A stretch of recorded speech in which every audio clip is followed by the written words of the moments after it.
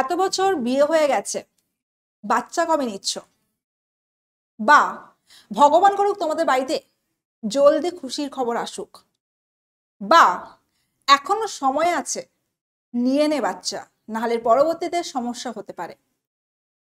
বাচ্চা বাচ্চা বাচ্চা, বাচ্চার কথা বলতে গেলে আমরা থামি না, বলেই যাই। কিন্তু বাচ্চা তৈরি করতে গেলে যে প্রসেস, সেটা উচ্চারণ করতে আমরা কতটা লজ্জা পাই। বা প্রকৃতি আমাদের মেয়েদের শরীরে বাচ্চা তৈরি করার জন্য যে নর্মাল সাইকেল দিয়েছে, সেটা তা উচ্চারণ করতে গেলে আমরা কতটা লজ্জা পাই। তো চলো আজকে মন খুলে কথা বলা যাক আমাদের এই সেশনে অ্যাবাউট মেনস্ট্রুয়েশন সাইকেল বা পিরিয়ডস বা মাসিক চক্র নিয়ে। So guys, welcome to WBPSC বলা। আশা করি প্রত্যেকে খুব ভালো আছো, সুস্থ আছো, এবং আজকে তোমাদের একটা সম্পূর্ণ নতুন ধরনের সেশন যেখানে আমরা মন খুলে কথা বলবো পিরিয়ডস নিয়ে। পিরিয়ডস কেন হয়, কিছু কুসংস্কার বা মিথ, কেন এই সময় আমাদের মন্দিরে ঢুকতে দেওয়া হয় না বা পুজো করতে পারি না, বা পিরিয়ডস তার কি কি হরমোনের জন্য হয়, সেই সমস্ত কিছু নিয়ে থাকছে আজকের এই সেশন। তো চলো দেরি না করে শুরু করা যাক। তো পিরিয়ডস নিয়ে তো আলোচনা করবই, কিন্তু তার আগে তোমাদের সাথে একটু পরিচয় করিয়ে দিই আমাদের মেয়েদের রিপ্রোডাক্টিভ সিস্টেম বা জনন অঙ্গ নিয়ে। কোথায় কি আছে না আছে সেটা একটু তোমাদের ডিটেলসে আলোচনা করে দিই, যাতে পরবর্তীকালে শব্দগুলো বুঝতে সুবিধা হয় কোথায় আছে। তো দেখো, এই হচ্ছে আমাদের মেয়েদের রিপ্রোডাক্টিভ সিস্টেম। তো দুদিকে দেখো দুটো জিনিস দেখতে পাচ্ছ। এই দিকটা, এটা হচ্ছে আমাদের রাইট ওভারি। আগের ভিডিওতে বলেছিলে, অনেকে বলেছিলে যে ইংলিশ শব্দগুলোর জন্য তোমাদের বুঝতে অসুবিধা হচ্ছে, তো সেই জন্য তোমাদের সাথে সাথে আজকে বাংলাগুলো বলে দেব। তো ওভারি মানে হচ্ছে বাংলা নাম ডিম্বাশয়। তো দেখো, এটা রাইট, এটা হচ্ছে লেফট ওভারি।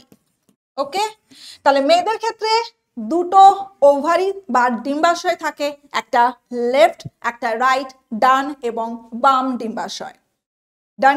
চল, এই যে তোমরা একটা নালীর মতো স্ট্রাকচার দেখছো, এটা হচ্ছে, দেখে নাও, ফ্যালোপিয়ান টিউব।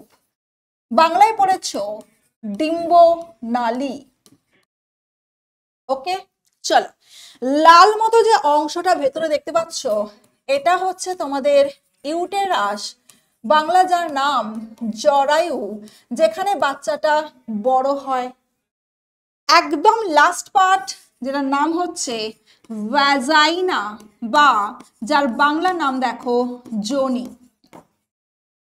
ওকে, তো এই গেল মোটামুটি আমাদের ওভারঅল রিপ্রোডাক্টিভ সিস্টেমের একটা 3D মডেল। তো তোমরা প্রত্যেকে, আমি আগের ভিডিওতে বলেছি, প্রত্যেক মাসে মেয়েদের একটা করে ওভারি অল্টারনেটিভলি অ্যাক্টিভেট হয়।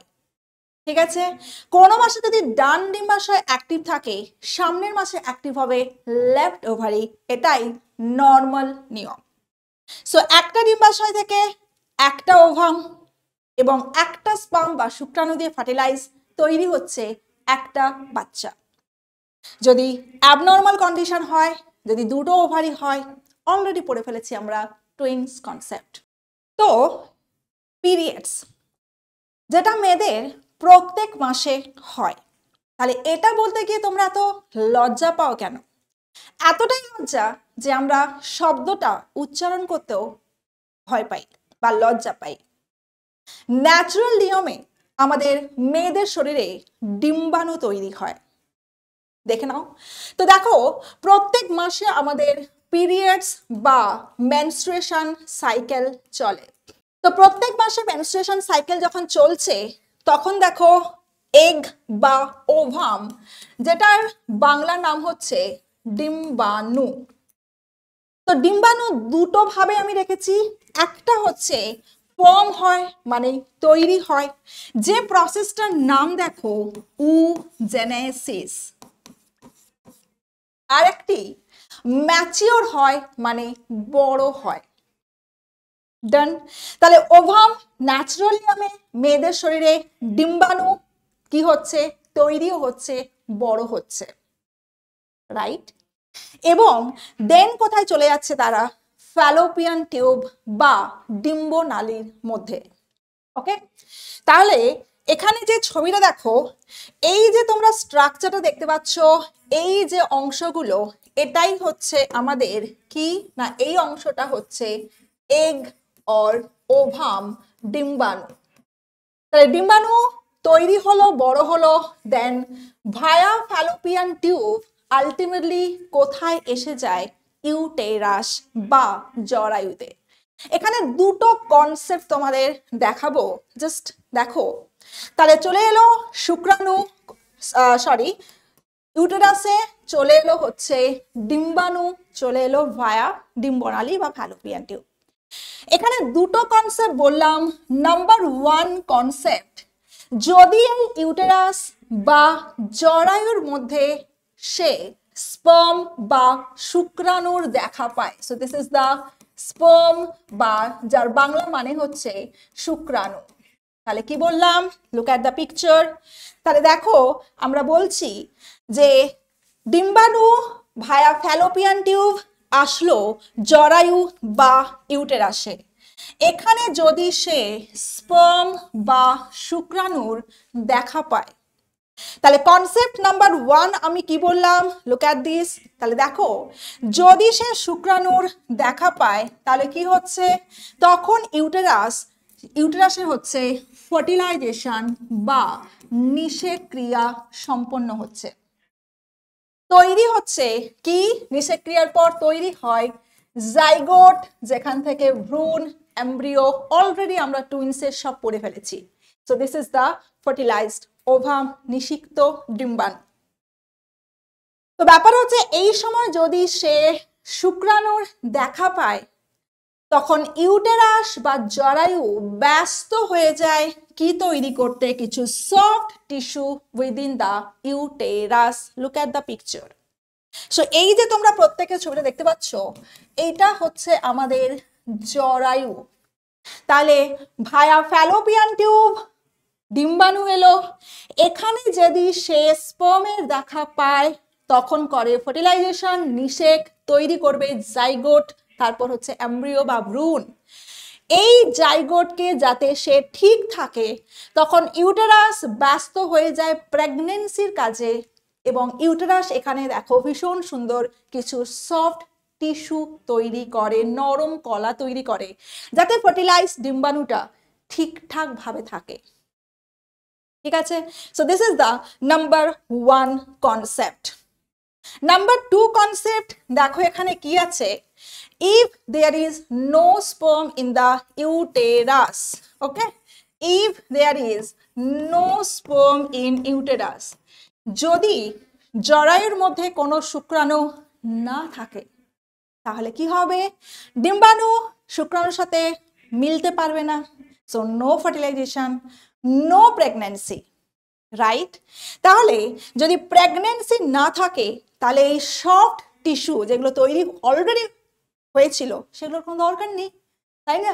তাহলে কি হবে, রেজাল্ট হচ্ছে গাইস, দেখো রেজাল্ট আমরা কি বলবো, এই সফট টিস্যুগুলো ব্রেক করবে, নষ্ট হবে, ওভাম নষ্ট হবে, অ্যান্ড আলটিমেট রেজাল্ট হচ্ছে ব্লিডিং বা যেটাকে আমরা বলছি পিরিয়ডস বা মেনস্ট্রুয়েশন। তাহলে নাও ক্লিয়ার, বা যেটাকে আমরা বাংলায় বলি মাসিক চক্র। সো আশা করি বোঝাতে পারলাম কেন পিরিয়ডস বা মেনস্ট্রুয়েশন সাইকেল হয়। There are two concepts, যদি স্পার্মে দেখা পায় প্রেগন্যান্সি আসবে, ইউটেরাস সফট টিস্যু তৈরি করবে, নো মেনস্ট্রুয়েশন সাইকেল। তার জন্য তোমরা দেখেছো প্রেগন্যান্সিতে কোনো পিরিয়ডস বা মাসিক চক্র হয় না।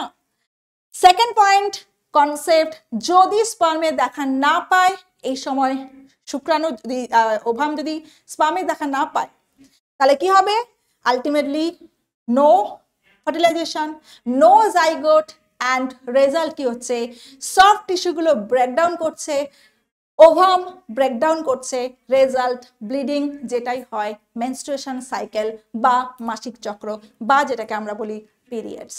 যখন মেনস্ট্রুয়েশন সাইকেল হয় তখন আমাদের মনে হয় যে প্রচুর ব্লাড বেরোচ্ছে, বাট তোমাদের ধারণারও অনেক কম ব্লাড বেরোয়। মাত্র আমাদের ব্লাড বেরোচ্ছে 50 থেকে 60 মিলিলিটার। এই সময় আমাদের ব্লাড লস হয়, যেটা তোমাদের ধারণার কিন্তু অনেক কম।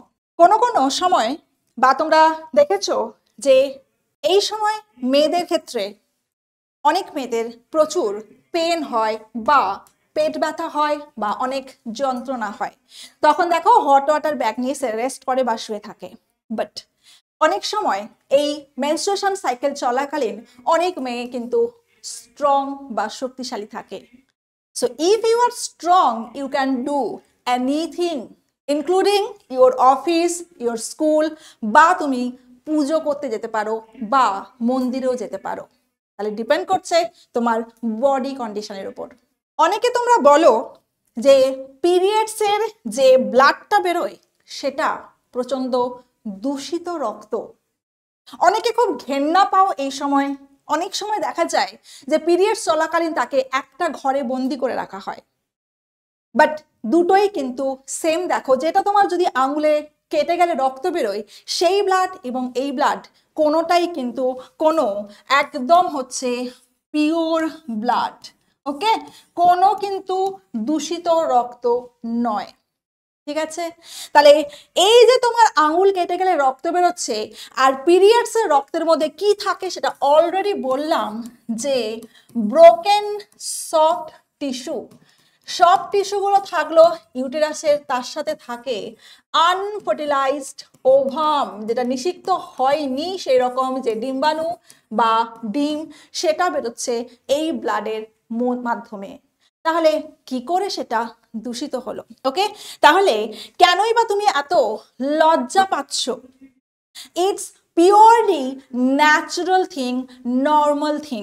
তাহলে তুমি স্যানিটারি প্যাড কেন মেডিকেল শপে গিয়ে বলতে লজ্জা পাও? আমরা অনেক সময় ভাবি যে এই লোকগুলো বা ছেলেগুলো বেরিয়ে যাক দোকান থেকে, তারপর আমি স্টেপ ফ্রি বা হুইসপারের মতো নাম উচ্চারণ করব। কেন? কারণ যেটা পিওরলি ন্যাচারাল থিং। তাহলে কেন তোমাকে দোকানদার প্লাস্টিকে, কালো প্লাস্টিকে মুড়ে দেবে এবং তুমি সেটা লজ্জা লজ্জা করে নিয়ে আসবে, বা তোমাকে একটা প্যাকেটের মধ্যে মুড়ে নিয়ে দিলে তখন তুমি নিয়ে আসো? কেন আমরা বুক ফুলিয়ে বা মুখ উঁচু করে, কেন নর্মালি আমরা হাতে করে ক্যারি করতে পারি না? কিসের লজ্জা, যেটা এখানে নর্মাল থিং?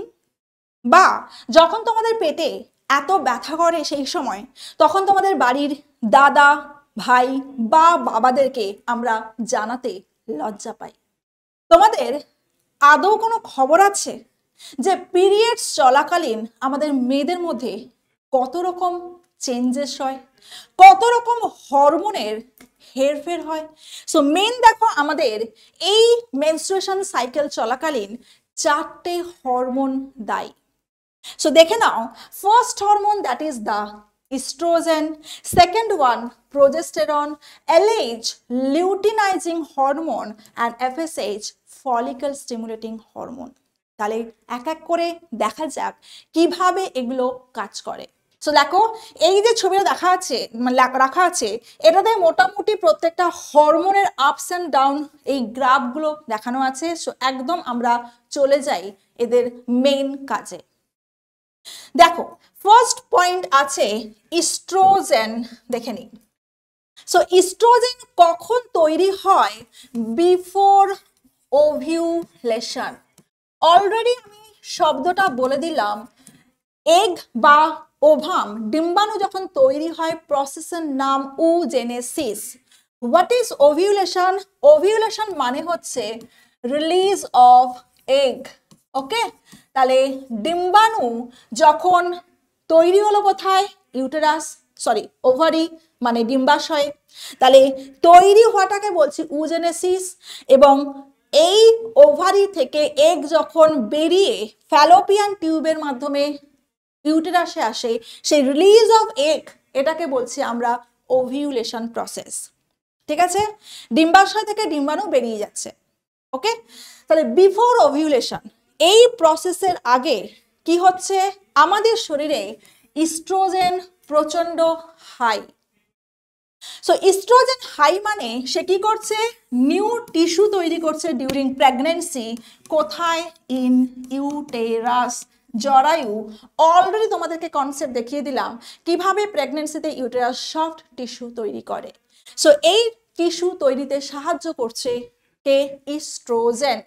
আমাদের শরীরে যখন ইস্ট্রোজেন প্রচন্ড হাই থাকে, সাডেনলি আমরা প্রচুর এনার্জেটিক হয়ে যাই, বা প্রচন্ড তখন আমাদের শরীরে হঠাৎ করে একটা শক্তি এসে যায়।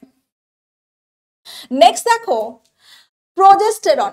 এবার যখন ওভিউলেশন হয়, সো অলরেডি আমরা বলে দিলাম ওভিউলেশন মানে কি।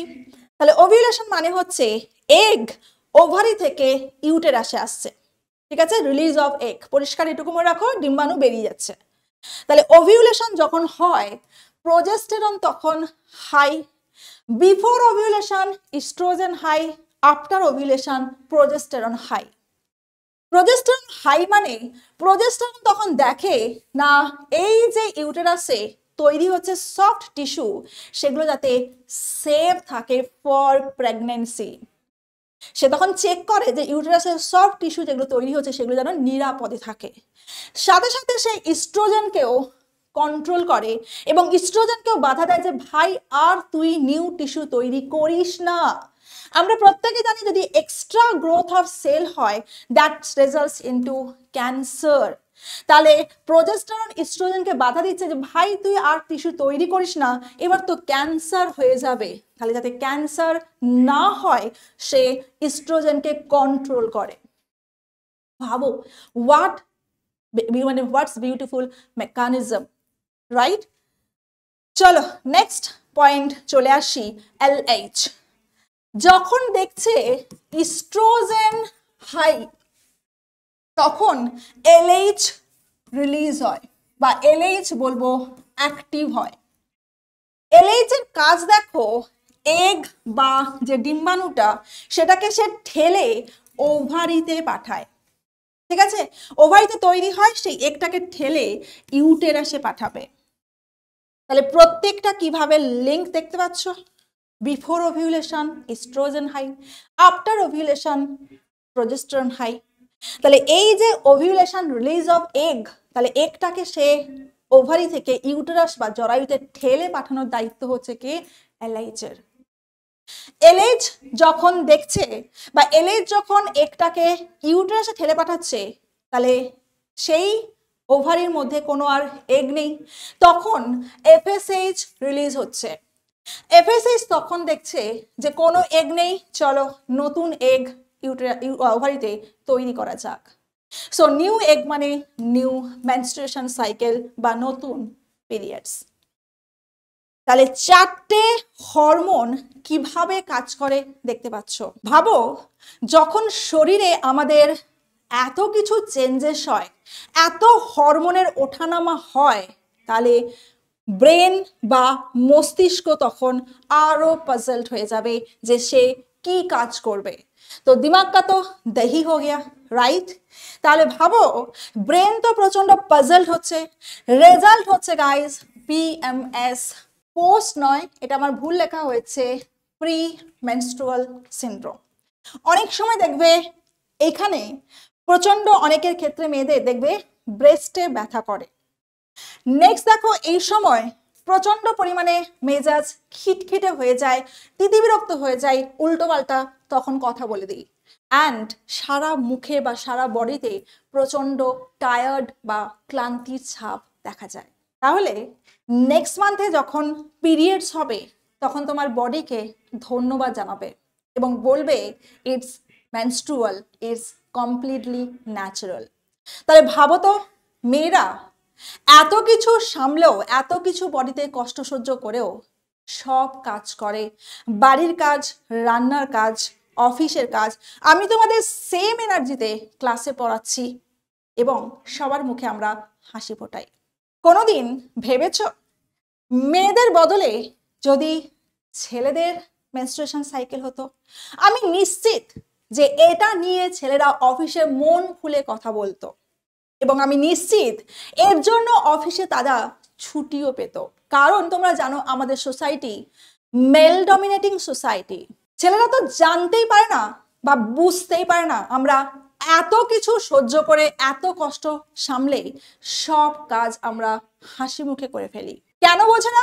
কারণ আমরা তাদেরকে মন খুলে জানাই না, বা আমরা তাদেরকে কষ্টটা ফিল করাতে পারি না, বা আমরা তাদেরকে এই কথাগুলো সম্পূর্ণ লুকিয়ে যাই। তো এর জন্য দেখো ইন্দোনেশিয়া এবং তাইওয়ান এরা একটা যুগান্তকারী তারা ইতিহাস সৃষ্টি করেছে। তাইওয়ান এবং ইন্দোনেশিয়ার সমস্ত যে মেয়েরা আছে যারা কাজকর্ম করে তাদের ক্ষেত্রে প্রত্যেক মাসে তারা 3 দিন 4 দিনের পেড লিভ পায় বা ছুটি পায়। বাট আমাদের ইন্ডিয়াতে বা আমাদের অফিসে এই সমস্ত কিন্তু কোনো রুল নেই। ওকে, তাহলে ইন ইন্ডিয়া বা আদার কান্ট্রিতে it is totally sad thing. আমরা কিন্তু কোনো ছুটি পাই না, আমাদেরকে সবকিছু সহ্য করে সবকিছু কিন্তু হাসি মুখে তোমাদের সবকিছু করতে হয়। আচ্ছা, এবার আসি আমাদের যে কুসংস্কারগুলো আছে, যে এই সময় দেখো বড় বড় করে হেডিং লেখা আছে no entering during the menstrual periods. তো এই সময় মন্দিরে ঢুকতে দেয় না, বা আমাদের সন্ধে বা পুজো দিই না আমরা এই সময়। রিজন কি? দেখো আগেকার দিনে যাতায়াত ব্যবস্থা এতটা উন্নত ছিল না যে আমরা বাড়ি থেকে বেরিয়ে ট্রাম ট্যাক্সি সবকিছু আমরা হাতের কাছে পেয়ে যাব, বা আমরা আমাদের বাড়ির কাছেই কিন্তু মন্দির ছিল না।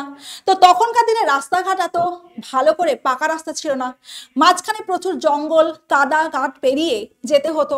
প্লাস এই সময় বললাম অনেক মেয়েদের ক্ষেত্রে প্রচন্ড পরিমাণে পেটে ব্যথা হয়, ঠিক আছে? তো সেই কারণের জন্য দেখা যেত যাতে শরীর ঠিক থাকে বা শরীরে রেস্ট হয় প্রপারলি, তাই জন্য তখন বলা হতো যে এই সময় তুমি বাড়িতে থাকো, বাড়িতে রেস্ট করো। ওকে, আমি অলরেডি বললাম যদি তুমি এই সময় উইক থাকো সো বাড়িতে রেস্ট নাও, যদি তুমি নর্মাল থাকো স্ট্রং থাকো you can do anything. So this is the main reason. তাহলে আগেকার দিনে যদি এইসব ব্যবস্থাগুলো সঠিক ছিল না বা ঠিকঠাক ছিল না, বা মন্দির বাড়ি থেকে অনেকটা দূর হতো এবং মানুষের প্রচুর কষ্ট হতো, সেই সময় পেন হতো, তো সেই জন্য তাদেরকে বলা হতো যে এই সময় বাড়িতে রেস্ট নাও, নিজের কেয়ার করো, এবং এই সময় তোমাকে মন্দিরে দিতে হবে না। বা হচ্ছে আমরা জানি যে আমাদের আজকের দিনে কিন্তু স্যানিটারি ন্যাপকিন অনেক উন্নত, বাট তখনকার দিনে দেখবে মায়েরা দিদিরা তারা কিন্তু স্যানিটারি ন্যাপকিন ইউজ করতো না বা অতটা অ্যাডভান্স ছিল না। তারা কিন্তু কাপড় চোপড় ব্যবহার করতো যেখান থেকে লিকেজ হওয়ার টেন্ডেন্সি থাকতো, এবং সেটা একটা লজ্জাকর ব্যাপার হয়ে যেত, যদিও এটা ন্যাচারাল, লজ্জা পাওয়ার কিছুই নেই। তো সেই কারণের জন্য সেই সময় তারা মন্দিরে যেত না বা পুজো দিত না। সো এটা কমপ্লিটলি কুসংস্কার। তোমার শরীর যদি ঠিক থাকে তুমি মন্দিরে যাও, পুজো দাও, কোনো চাপ নেই, ভগবান তোমাকে অভিশাপ দেবে না। তো সর্বশেষে একটাই কথা বলবো, আমার এই ভিডিও যদি কোনো পুরুষ বা তোমরা ছেলেরা দেখে থাকো, তোমরা দেখতেই পাচ্ছ যে মেয়েরা কতটা কষ্ট সহ্য করে তোমাদের প্রত্যেক মাসে কতটা বাহাদুরি কাজকর্ম কিন্তু করে চলেছে। তাহলে আমি চাইবো যে তোমরা প্রত্যেকে দেখছো তোমাদের দিদি, মা, বোন বা তোমাদের পার্টনার, ইভেন তোমাদের ওয়াইফ, তারা কতটা কষ্ট প্রত্যেক মাসে সহ্য করে। তাহলে এইটুকুই শুধু আশা করব যে প্রত্যেক মাসে তোমরা অ্যাটলিস্ট 2 থেকে 3 দিন তাদের একটু এক্সট্রা কেয়ার নাও, একটু বেশি যত্ন নাও, তাহলেই দেখবে তাদের ক্ষেত্রে কিন্তু আরও সেটা সাপোর্ট পাবে এবং তাদেরও মন ভালো থাকবে। তাহলে আজকের মতো এইটুকু। ভালো থেকো, সুস্থ থেকো। যদি কোনো এক্সট্রা ইনফরমেশন থাকে সেটা তোমরা জানিও, যদি কোনো কোশ্চেন থাকে সেটাও কমেন্ট বক্সে জানিও, বা যদি তোমাদের কেমন লাগলো ভিডিওটা সেটাও জানিও। এবং প্লিজ সবাইকে রিকোয়েস্ট, লজ্জা পেও না, মন খুলে কথা বলো।